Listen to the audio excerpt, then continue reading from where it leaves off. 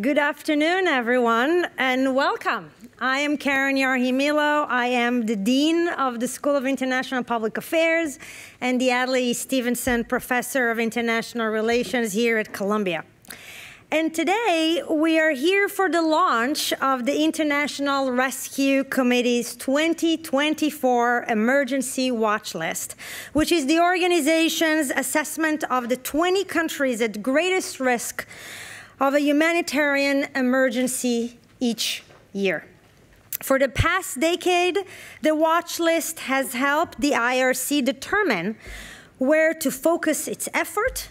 And as a political scientist, I have to say, it's really impressive to watch the watch list's use of rigorous data and indicators to try to predict where conditions are likely to deteriorate most significantly, and allowing governments and international organizations to really deploy the resources where they can be most effective. It's very much data-driven and very, very rigorous in the method. And I want to share as an aside with the SIPA students who are watching this today that identifying the right policy is incredibly important as we try to teach you here. But you also have to know how to deliver it, how to sell it, so to make it work. And the IRC is really a great example of both. And this event is hosted, it's a joint event, IRC and IGP, the Institute of Global Politics, and that we launched earlier this semester, and we are extremely proud of what we've been accomplishing in this, what we've accomplished in this past semester. And today's event concludes IGP's first semester's programming, and we will be back in the spring with a lot more. And so today, I want to thank David Miliband, the President and CEO of IRC, and he's also a Carnegie Distinguished Fellow at the Institute of Global Politics. And I want to thank him for bringing the announcement of this year's watch list here to IGP and to share it with us. Look forward to the conversation. David has led IRC since September 2013. And before that, he was a member of the Parliament in the UK for 12 years and served as for a time as Secretary of State for Foreign and Commonwealth Affairs. And in 2017, he was SIPA's featured graduate speaker. And it is my great pleasure, as always, to acknowledge Secretary Hillary Rodham Clinton, professor here at SIPA and the chair of the IGP Faculty Board. And as I've said many times before, and I will keep saying many times, I could not ask for a better partner in all that we undertake here at IGP and at SIPA. And finally, the moderator for today's discussion will be Vladimir Duthier, a Columbia journalism alum, and Vlad is a Peabody and Emmy award-winning journalist who is currently a featured host on CBS Mornings and an anchor for the CBS News streaming network.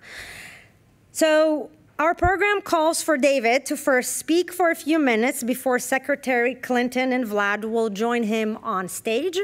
But before we begin, please direct your attention to the screen for a short video highlighting the IRC's 2024 Emergency Watch List. Thank you very much.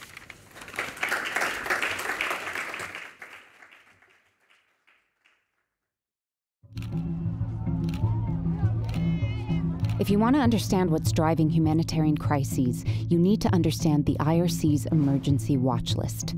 Each year it reveals 20 countries facing new and worsening emergencies and how we cut through the myths to get to solutions. When you read the Emergency Watch List, you'll see that when governments can't meet citizens' needs, armed groups can form, and how this triggers new conflicts and intensifies old ones. And if global or regional powers intervene, things can get worse, not better. You'll understand that conflict destroys the systems people need, like healthcare and food production, and this impact is felt today and for generations. The myth is we can fix the problem by just delivering supplies, like food and medicine. The fact is, if we deliver flour to a war-affected community, but conflict and drought have left them without water to make bread, we haven't done enough. People need ongoing access to services to care for their families. Now that you know these facts about conflict, you need to know this about climate change. Climate change makes the devastation of conflict even worse. When violence and extreme weather converge, even more people go hungry and lose their homes and livelihoods. And it's a myth that by cutting emissions, we can avoid the climate crisis. The climate crisis is here, now, and we need to help people in conflict zones adapt. When you understand these facts, you can ignore the myths. And when you read the Emergency Watchlist, you'll see how, together, we can get to real and lasting solutions. Read the 2024 Emergency Watchlist at rescue.org. Well, thank you so much, Keren, for welcoming us here to Columbia this afternoon. And thank you to all of you for braving weather, which of course makes me feel very much at home. I'm enjoying the rain. Thank goodness it's raining. It's made me feel homesick a bit. But really, it's great to be here at Columbia, especially great to be here with my friend and former colleague, Hillary Clinton. We served together. She as Secretary of State, I as Foreign Minister. And it's really wonderful to see what you're doing in the political afterlife, including inspiring the next generation. Vlad, thank you very much for coming to moderate. I'm always wonder, I think you should be a bit of a provocateur, a bit of a catalyst, as well as a moderator. I'm going to talk for 10 or 12 minutes about the watch list, try and give you some of the nuance in there, as well as some of the basic facts. And then we're going to get into a discussion. Thank you for those of you who submitted questions in advance. I'm going to throw a lot of statistics at you.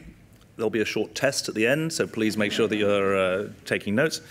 I want to start with the fact that 300 million people are dependent on the humanitarian aid system to survive. I mean, that is an extraordinary number if you pause and think about it. What's even more remarkable is that's gone up fourfold in the last decade. So the trend line is all in one direction. It's towards more crisis. Interestingly, this year, which is really the first post-COVID year, 30 million people have dropped out of the watch list. So the 2023 number was 330 million. Pakistan had terrible floods in 2022. It's dropped out from the 24 watch list. 20 million people are accounted for by that change in the 20 countries on our watch list. Obviously, all of the headlines at the moment are about Gaza, and that's completely understandable. We have a medical team in Egypt at the moment trying to get into Gaza, and we have partners in Gaza doing some work. But frankly, it's all but impossible to deliver humanitarian aid, never mind protect civilians, given the conduct of the fighting.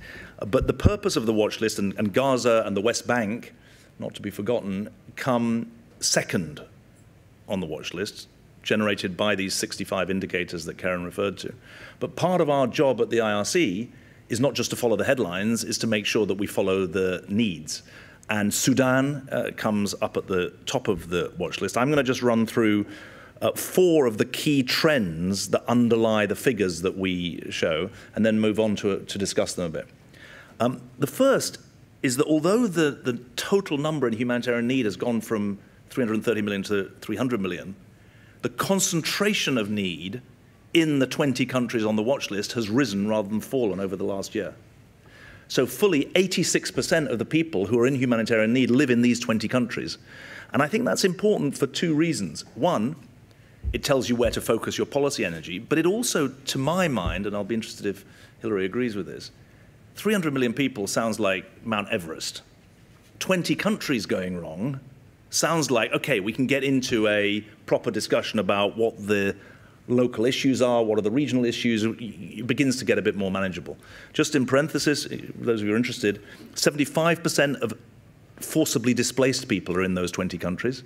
68% of people who are at the international phase classification of food insecurity, above level 3, not knowing where their next meal is coming from, 68% are in these 20 countries. So, number one, concentration of acute disadvantage in these 20 countries. Secondly, you saw the 2 circles of the Venn diagram, conflict and climate, overlapping on the video. More than half of the conflicts that have erupted since 1995 were in countries that are in the top quartile of climate vulnerability. There's the Notre Dame Index of Climate Vulnerability. Essentially, some of the poorest countries in the world are also some of the most climate vulnerable countries in the world. They're the least climate resilient because UNDP shows that fragile and conflict states get about a third of the amount of money for climate adaptation as richer countries. It's also interesting, this convergence of climate and conflict. Armed groups have increased about 200% in the last decade in these countries that are climate and conflict affected. And just for those of you who are wondering, maybe it doesn't need saying, the contribution of these 20 countries to the global climate crisis is more or less zero. 2% of global emissions come from these 20 countries. Third thing, which I think speaks directly to some of the work that we did and I think is one of the most difficult things to understand today. Civil wars, in other words, wars between states. There are more than 50 wars within states going on at the moment. And obviously the word civil doesn't, it sort of sticks in the gullet because they're not civil at all. But these internal wars are becoming internationalized. That's the third trend that we point to. There are 7 countries, by the way, on the watch list that have not had a year without fighting in the last 10. So the internationalization of conflict is something that we see. You can just tally up the number of different countries that are sponsoring different sides of conflict, whether in Sudan, the Emirates supporting the rebels, the Egyptians supporting the government, some external actors supporting both sides. The internationalization of conflict, it's not unusual now to have 5, 10, 15 different rebel groups supported by 5, 10, or even more external sponsors. So there's the internationalization of civil conflict, which in our experience goes with increased impunity. It's almost that there's less concern for civilians when it's strangers rather than when it's within your own country. Now, I hesitate to say that because when I think about what's happened in Syria, there's been no let-up in the war that's been waged by the Damascus government on its own people. But the evidence certainly shows a correlation, if not a causation, between the increasing internationalization of conflict and the growing impunity, the growing impact on civilians. 90% of the victims of war today are civilians, which is an extraordinary statistic if you stop and think about it. Fourth trend is about economics. The UN appeals, the percentage of UN appeals that are being funded is going down, and in the places that we work, interest rates are going up. So there's a double squeeze on the social safety net. The international support is increasingly under pressure. Domestic support is harder to find.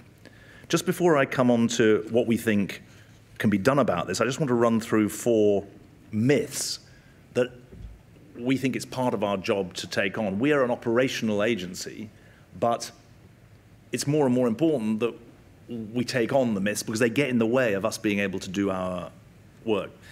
There's the don't kid yourself myth. If you read a European newspaper or an American newspaper, you might be forgiven for thinking that most refugees are in Europe or in America. In fact, that's not true at all. The watch list countries alone are home to 77% of the forcibly displaced in the world. I think I said 75 earlier. The US and Europe, just 10%.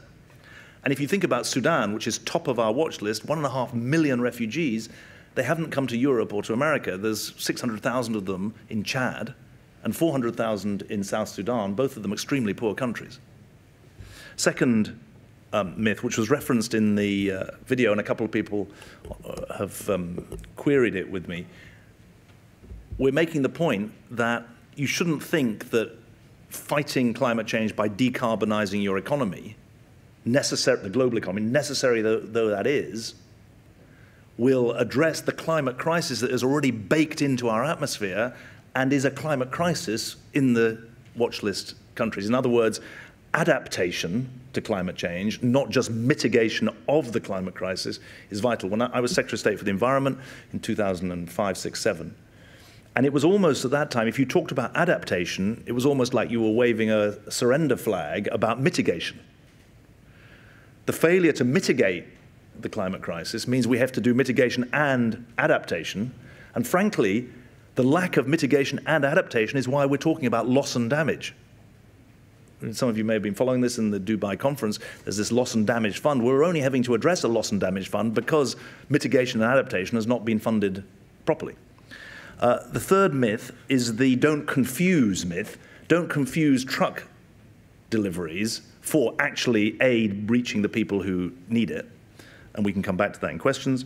And then there's something which I promise is not just put in because Hillary has got her beady eye on me. The don't dismiss gender equality as a marginal issue. It's a mainstream issue in our work. And it's a mainstream issue because 2/3 of our clients are women and girls, and they face doubly, trebly, quadruple the amount of inequality and need as their male counterparts.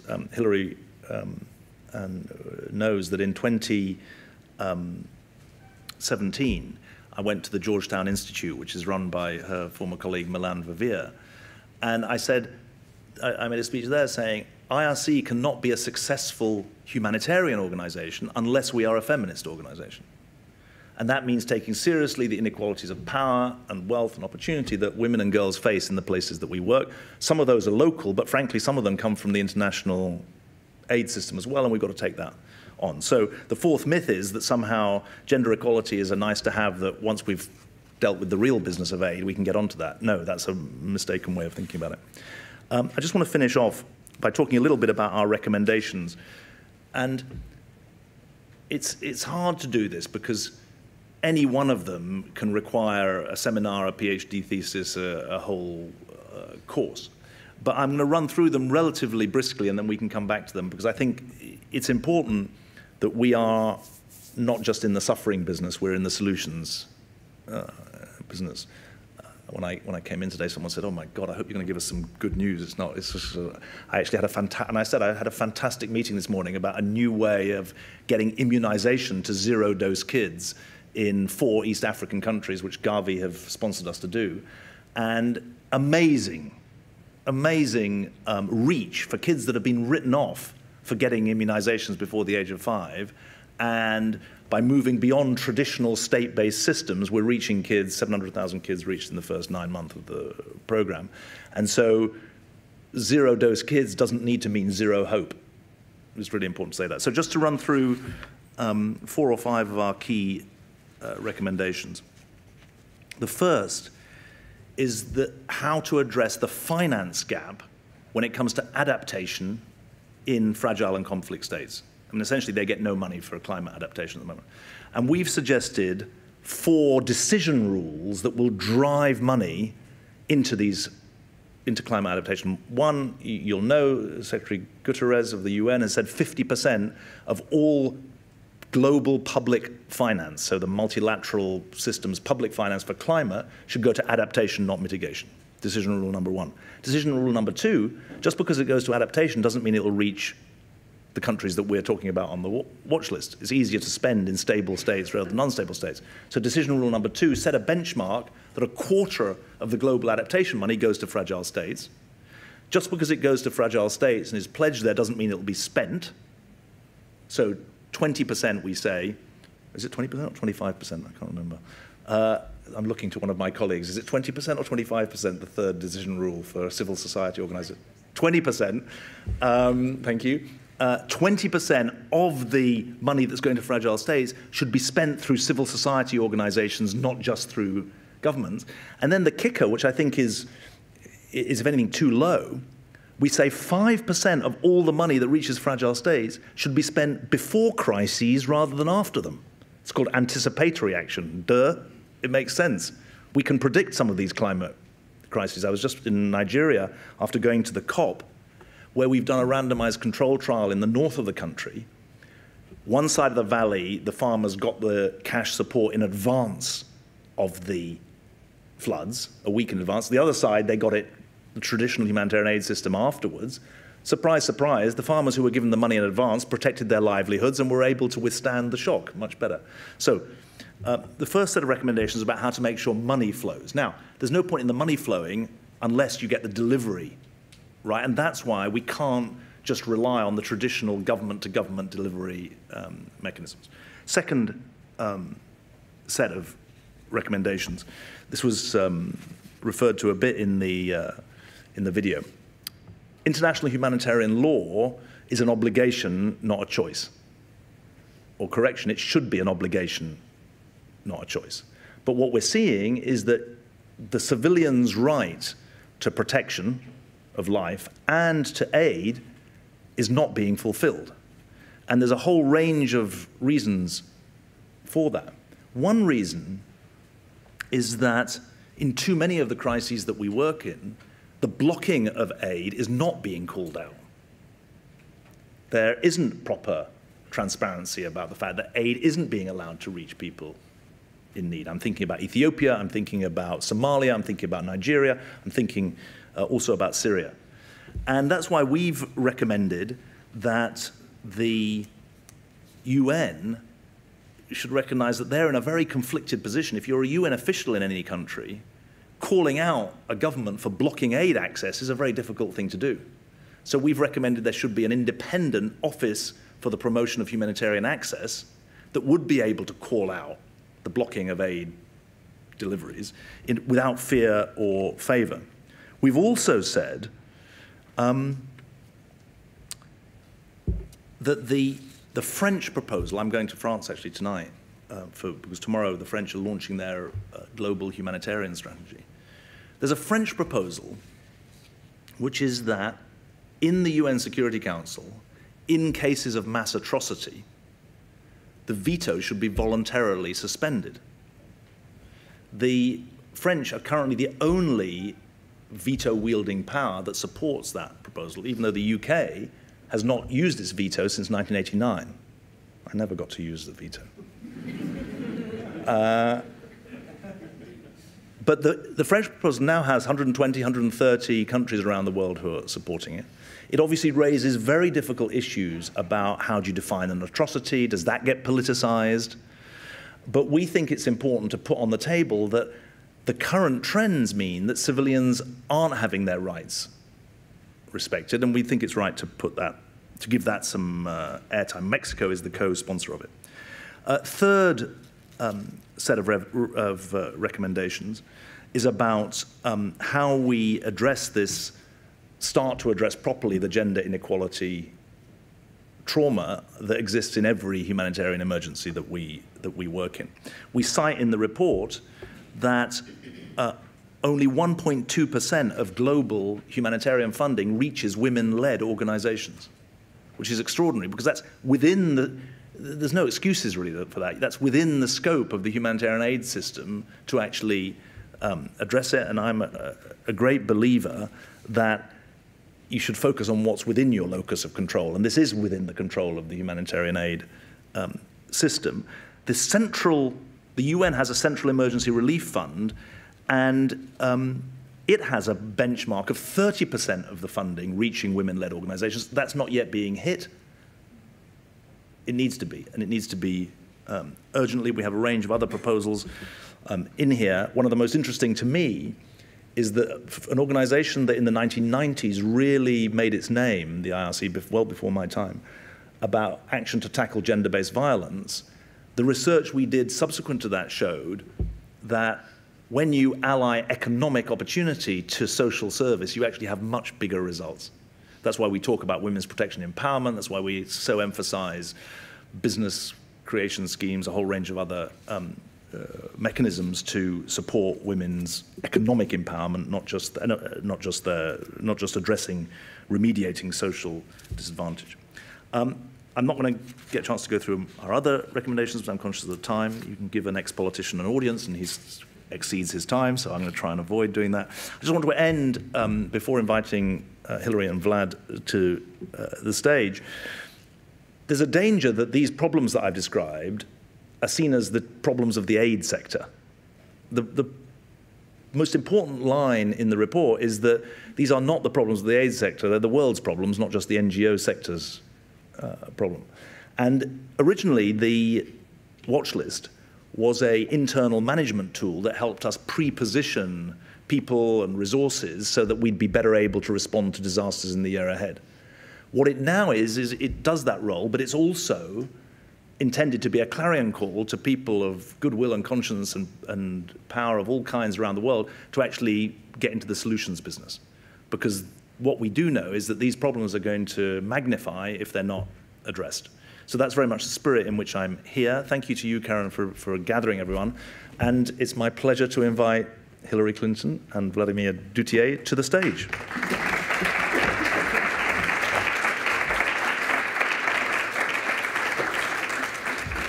I'm not sure which one I'm meant to be sitting in. Does it matter? I'm here. You're on the far one. Okay.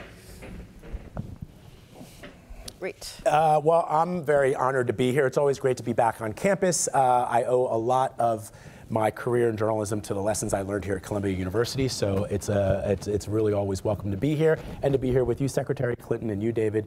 I'm going to jump right into it because our time is limited. David, one of the things that you mentioned are the factors that have enabled this historic rise in humanitarian need. But for our audience that's here and watching on the live stream, how does the IRC decide which countries are included in the top 20? Well, we decide what's included in the top 20 by the 65 indicators. Those are quantitative indicators, but also qualitative indicators that we work on. We consult our teams once we've generated the quantitative results, and then we try and add a human dimension. There's a separate question, which is where do we decide to work? And essentially, if you're in a watch list country, you're very likely to have our attention. There are two things that drive where we can work. One, where do governments offer money for us to work? So about $1 billion of our income, $1.1 billion, is government money from around the world. If they're not offering support in Syria, it's very hard for us to work in Syria. Second, though, we do have $500 million of privately raised capital. Some of that is unrestricted and flexible. And we have to put our flexible money towards, frankly, keeping people alive. So it's our malnutrition, our health, our water and sanitation that has first call on our resources. Let me direct this question to both of you, Secretary Clinton and David, and I'm going to turn the spotlight on me and what I do for a living. The countries that are mentioned that are listed in the top 20 are often discussed in the media, but there are many others that you look on this list that are very rarely discussed, especially in the national media. Can you discuss for us the gap that exists between that attention, the scale of humanitarian need, and how media coverage influences what the both of you are doing? Maybe David, you first, and then Secretary Clinton. I thought I'd toss that one to you. I think that... And feel free to admonish me. No, but look, Harold Wilson, who was a former Prime Minister of the UK, he said sailors shouldn't complain about the sea and politicians shouldn't complain about the media. And in some ways, we get the media that we deserve. Now, the danger of the current situation is that we get the fake media that we deserve, and that is a huge danger, to state the obvious. I think that I just say two things. Does it affect us? Yes, it does. It affects our clients more than anything else. I mean, the hate campaigns that are directed against some of the minorities that we serve, I think most obviously of Rohingya in Myanmar, the accelerated media of the 21st century, the most direct impact on us is not that we can't get coverage for our watch list, it's that the people we're trying to serve get driven out of their countries. So there's a hate, there's a fueling of hate that is a big part of this. I think that the second thing that we struggle with, and in a way this is, Hillary has suffered from this as much as anyone in the world really, the ability of a lie to be halfway around the world before the truth gets its boots on was a cliche when I was a teenager and is now just a daily reality. Maybe you're fighting back. It was interesting to hear from you saying that your streaming services are getting actually more coverage, more viewers than some of your timed programs. But we certainly see that the so-called debate about, to take an example, America's role in the world, is corroded by the fake news industry, the disinformation industry. And that's a very deep thing to try and get hold of. You know, Vlad, I would I would add to those points that you know, there's been a big cutback in foreign coverage by a lot of the major news outlets in this country and in Europe. It's expensive. You have been a foreign correspondent, first for CNN, now for CBS. It's expensive to send you out and your crew and make sure that, you know, somebody's there to back you up and all of the work that goes into it. And I think that that has hurt us. You know, we just don't have the coverage that we used to have. And so it sort of feeds into people not paying attention, not having any idea what's going on in Sudan or South Sudan. And the crises kind of come and go. I mean, for a while, there was an enormous amount of coverage of, you know, what was happening in Ukraine. And now, of course, there's a lot of well-deserved coverage about what's happening in Gaza. But Sudan, South Sudan, Ethiopia, the Ethiopian government wouldn't let journalists into Tigray. What's happening in Burkina Faso or Mali. I mean, it's just really difficult, even if you were so inclined to cover and you had the resources to cover it. So I think that's a big challenge that we face in trying to bring a much more comprehensive view about what's going on in these watch list countries. The only other thing I would add, kind of keying off of what David was saying, and this goes to the point you were making, the internationalization of some of these conflicts, the use of proxies, is a growing problem. And it often means then that the funders of the proxies, directly or indirectly, have a stake in the propaganda about what is happening or not happening. So if you are looking at Sudan, where there are different governments and non-state actors involved in what's happening there, they might actually have a better way of putting out what I would call propaganda about which side they're supporting versus which side they're against. And there's no real answer to that. And, you know, we found in Syria, which is such an ongoing catastrophe, and the millions of people who've been displaced and driven out of Syria, the horrible results of this, as David said, this ongoing war by Assad against his own people, you know, it's kind of old news. The same with the DRC. More people have died in the DRC than any of these conflicts, probably most of these conflicts put together, over the last 20 years. We're up to, I think, 6 million have died. We don't have regular coverage of that. And it's a kind of, some people view it as a proxy conflict between the DRC and Rwanda, but it's also an opportunistic conflict. And there are, frankly, interests who want to get at the minerals and the, you know, rare earths and a lot of the other, you know, treasures of the DRC, who are funding militias that are not state-run, but are non-governmental organizations in a terrible sense. So this is a real problem because we just don't have accurate information, let alone in some places we have no information. Have you seen, because of the rise of misinformation, disinformation in some cases, that leaders in other countries are using the propaganda, sometimes the fake news that is out there, as a way to either continue to do nefarious acts in their country or to push aside the work that organizations like the IRC want to do? You know, Vlad, David mentioned the Rohingya, and it's a classic example of the use at that time of Facebook by the military within Myanmar to paint a picture of a group, an ethnic group, a religious group that was a danger to the people of Myanmar, thereby creating a justification for a very harsh response and driving, you know, the Rohingya across their border into Bangladesh. And some people like Maria Ressa, who's here as a fellow, a Carnegie fellow at the Institute of Global Politics, has used that example of the misuse, the deliberate disinformation being publicized on Facebook as one of the very first examples. Now I think it's even more dangerous. I think we have many more countries that are investing in their own propaganda machines, disinformation. We're going to see AI being used for surveillance as well as for, arguing about, the state of people within borders or outside.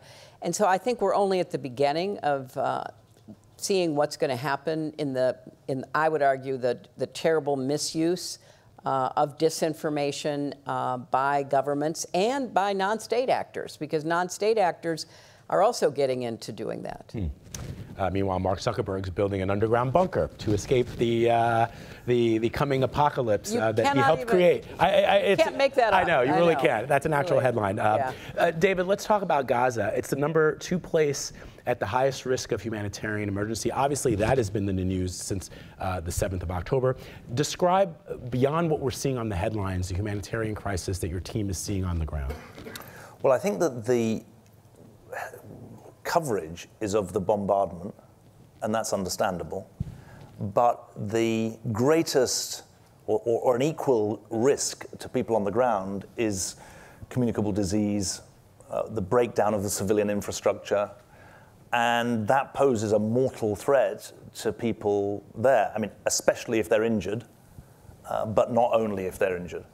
And we're arguing that we're a humanitarian organization, we're not a political organization. We only have to weigh the humanitarian calculus. And from a humanitarian point of view, we can see no way of fulfilling the humanitarian imperative of protecting civilians and getting aid to civilians than for the fighting to stop on a sustained basis, a sustained ceasefire. That's the only advice, if you like, the expert witness that we can provide. And we had an example of what happened during the so-called pause for 7 days, when the threat from the air to civilians was over for that period. The hostages were released because they're civilians too. And in the period, we really couldn't even begin to scratch the surface of the aid needs that were there because the breakdown of the infrastructure, the destruction of the infrastructure is so enormous. And I know it's frustrating to some of my colleagues. Some of them want us to say more, others want us to say less. But we have to be in this humanitarian lane where we can only speak to what the humanitarian needs are. And they are just beyond grave, beyond grave. It's going to take ages just to even find the number of people who've been killed, to treat the wounded and to address the trauma of those who survive. And we have expertise in emergency health, public health, child trauma. All of those are desperately, desperately needed in the situation. Obviously, there's also serious concern in the West Bank, where the health system is creaking stroke collapsing because of the fact that payments are no longer being made to nurses and doctors. And we're also very concerned about the situation in Lebanon, for obvious reasons, Syria, obvious reasons. So this is a massive global emergency. Secretary Clinton, what are the long-term, aside from the politics, what are the long-term implications of the humanitarian disaster unfolding in Gaza right now, talking 10, 15 years out? The children that are seeing what they're seeing, that are suffering in the way that they're suffering, what does that mean long-term? Well, I think you have trauma on a scale that is hard to imagine. I would add, there's also a traumatized Israeli population, and you've got two traumatized populations, which doesn't, really suggest there's going to be an ability to deal with a lot of these problems unless there is a very big international effort to try to deal with the realities, both in Gaza and the West Bank, but also within Israel at this point. And with respect to Gaza, it is comparable to some of the necessary work that was done after, major wars, where you have enormous damage, you have a terrible death toll, injuries, a destruction not just of physical infrastructure, but of everything else, healthcare infrastructure, civil order, whatever you can imagine. So there is going to have to be, and I'm encouraged that some people are starting to talk about this, and that's what we need to focus on. What happens the day after, and hopefully the day after is sooner instead of later, because one of the things that that David pointed out, and why this report is so important, is that we do know a lot about what we could be doing, and we fail to do it until it's after the fact. It's too late. We need a plan right now. We need a plan where people are really focused on, first and foremost, the humanitarian issues that are front and center for David's work, but also for the economic, for the political challenges that are going to be, presented. And, it's very tough to imagine any kind of process that could start in the near term about trying to figure out how to deal with the overall issues. But I think that has to be also addressed so that people feel like, rebuilding means also something hopeful to look forward to.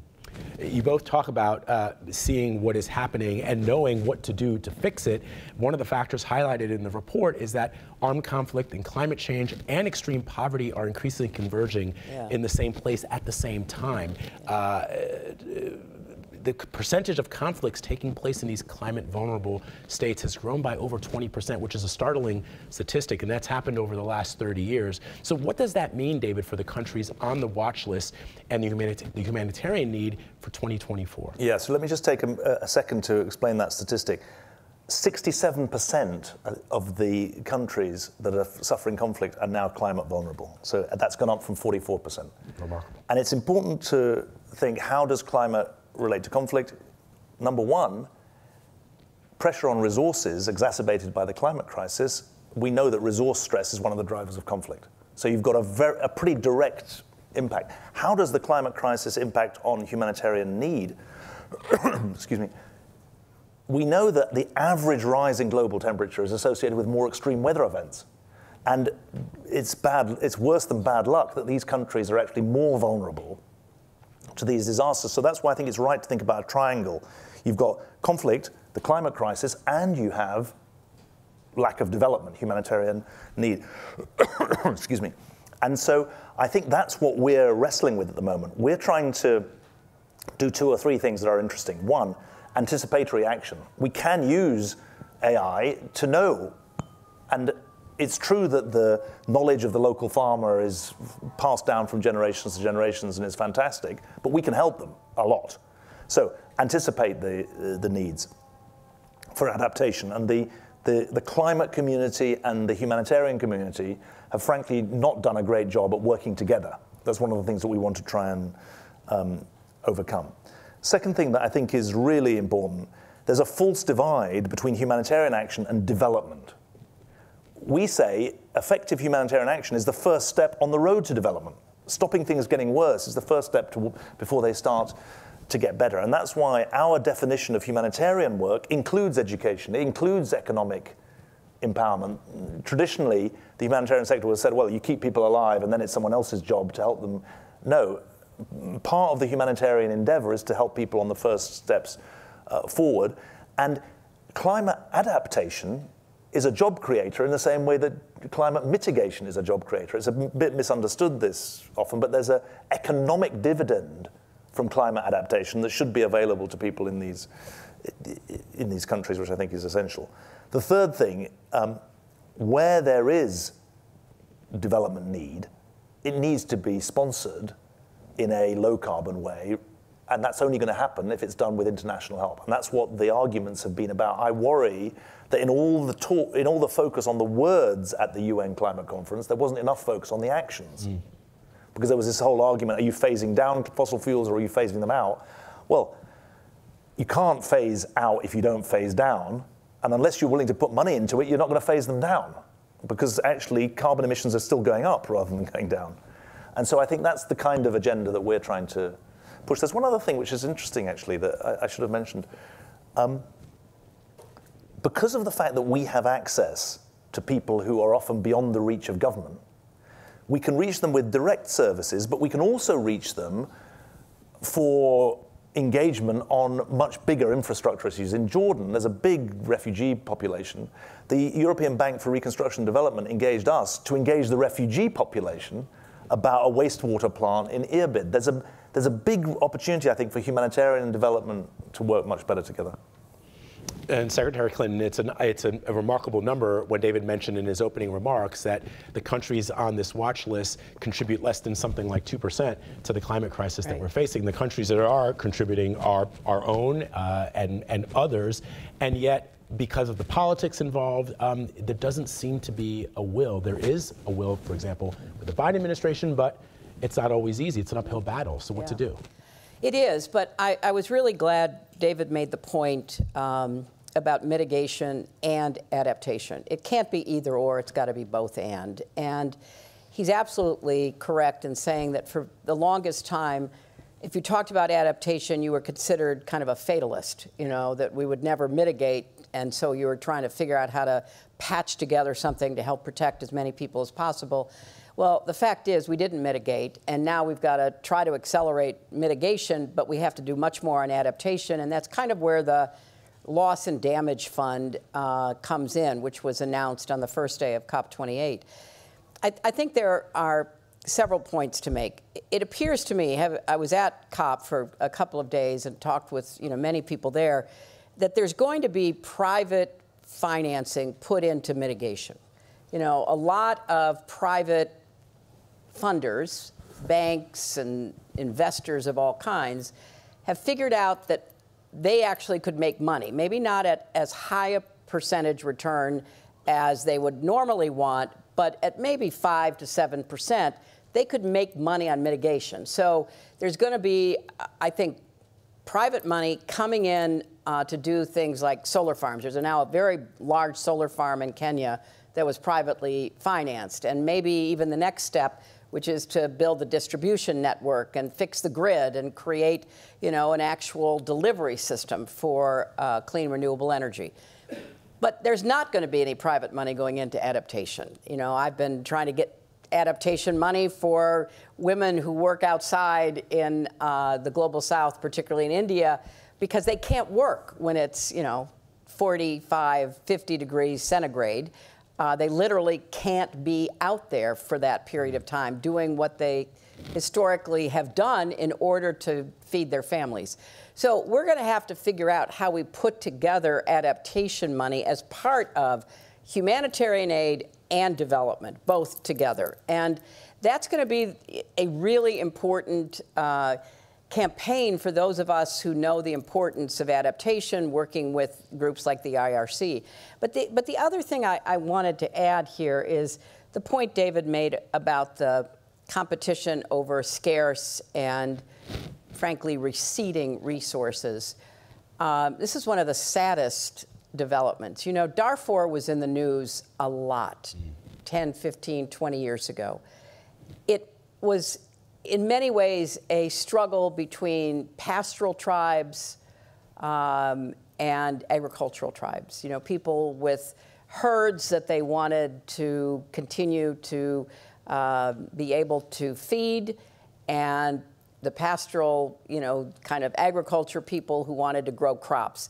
They were competing increasingly over, less and less water, less and less arable land, both of which were affecting, their well-being dramatically. And conflict, and then the conflict became much more tribal, and the conflict became, something that Khartoum was interested in controlling, and on and on. Well, we are back to conflict in Darfur.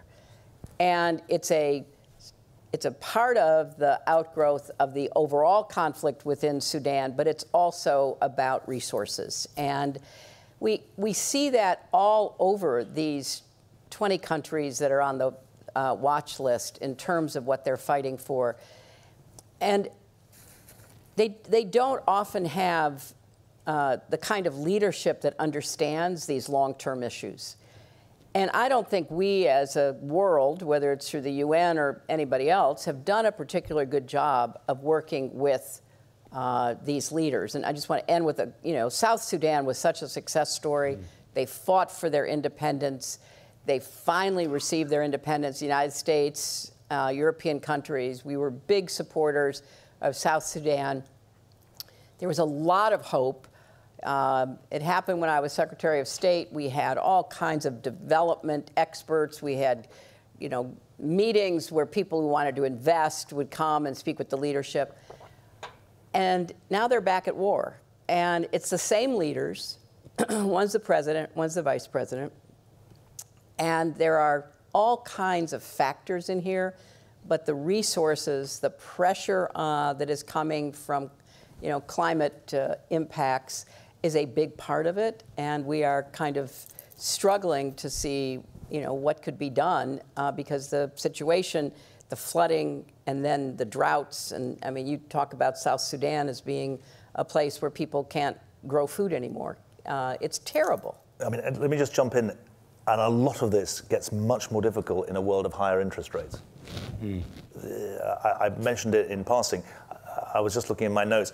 95% of Somalia's public spending in 2022 was paying off debts. So the debt squeeze is a massive part of this story. Of the countries in the watch list, the bulk of them are in debt distress. There are 60 or 70 countries in the world in total in debt distress. But for anyone in the US or Europe, 4, 5, 6, 7% mortgage rates are a problem.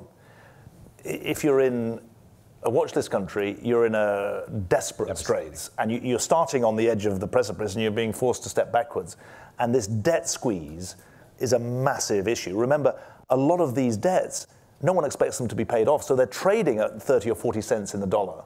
So countries are squeezing themselves dry to pay off the debt, but actually it's an escalator that they'll never get to the top of. Right. We're working to try and look. There's been a really interesting, I think it was the Nature Conservancy did it, of a debt for nature swap, where they essentially bought out some of the debt of Belize, and it was underwritten by the DFC, the Development Finance Corporation in the US. By that underwriting, it reduced the interest rate. You were then able to get into a situation where there was a dividend in the difference between the previous interest rate and the new one. That dividend was then spent on nature. And we're working to see whether that isn't a model for, if you like, a humanitarian debt swap. Because at the moment, it's not good for the countries. It's not actually good for the creditors either, because they're not going to get all their money back. Paying off high interest rates for a country that is struggling, it actually does lead me to my next question. As a Haitian American, my mother would give me a tongue lashing, Secretary Clinton. And if I didn't ask you about Haiti, many people may not know that, because I learned this from your husband, President Clinton, during an interview in Lagos. He told me that he and you honeymooned in Haiti, which I did not know. And I don't know if you did as well. And it's been near and dear to both of your hearts for so many years, but it's clearly a country in crisis now, and there's a lot of discussion about what to do, and that includes whether the change that is necessary in Haiti should come from within, or should it come from exterior forces, including a UN peacekeeping force maybe led by the Kenyans. Just what is your understanding of what could potentially happen to make it a better place? You know, Vlad, it's heartbreaking, and I think that it has to be both. There has to be some kind of internal reorganization that looks at rebuilding the government. There is no government right now. So basically the people controlling Haiti are the gangs, and the gangs have to be, stopped because of the horrific consequences of their intimidation and killing and extortion that they are imposing on the Haitian people.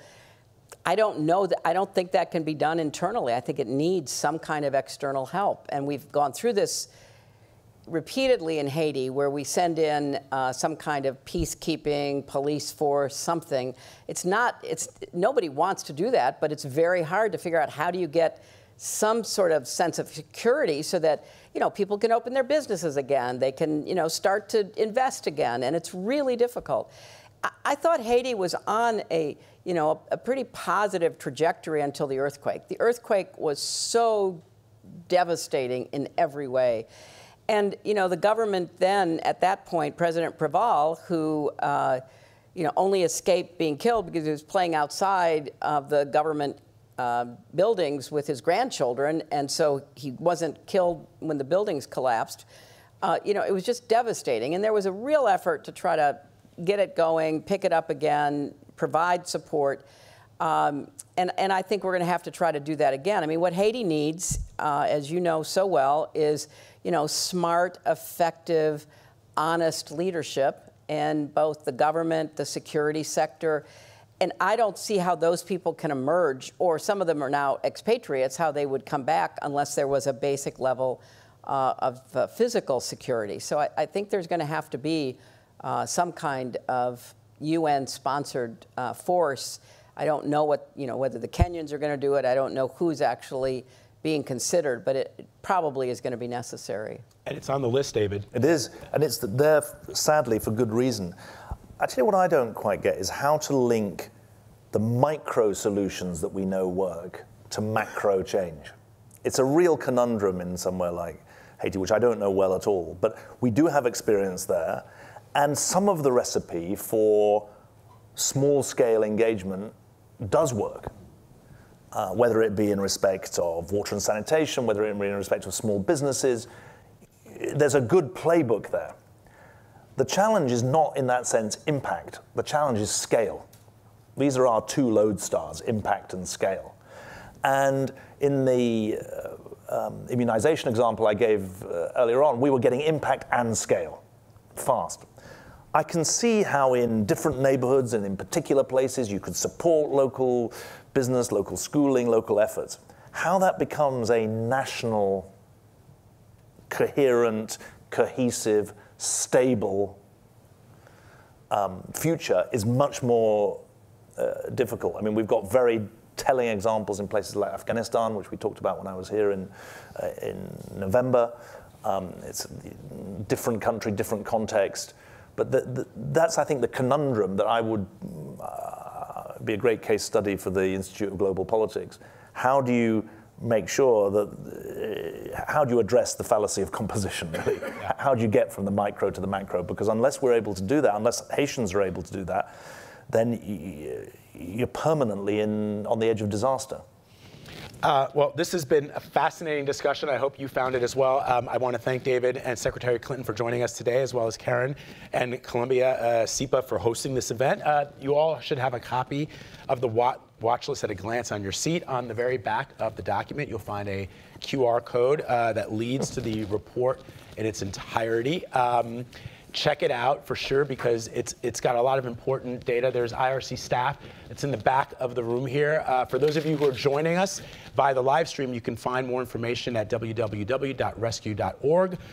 Thank you all for joining us. I'd like to hand it over to Secretary Clinton for some closing remarks. Well, I just want to thank you, Vlad. It's really so encouraging to have you here, and in any way that we can work with you on any of these issues, because I know that you care about them, and you Absolutely. have been to a number of these countries while reporting from them, and we would like to see if there's some way we can continue working with you. And David, thank you for everything you're doing, and for trying to explain what are very complicated issues in ways that people can understand and feel that they can act upon. And it's really important to try to combat this sense of donor fatigue, because there are things that work, and there are places that we can point to that have been really positively impacted by going from the micro to the macro. So I think for especially the SIPA students here, anybody watching live stream, there's much to learn from this report As Vlad said, go and get the whole report. It has a lot of detail. And I couldn't end without saying thank you for prioritizing gender equality. It is not a luxury. It's not a side issue. It is central to whether or not our hopes for a lot of these countries can be realized. So let's give Vlad and David another round of applause.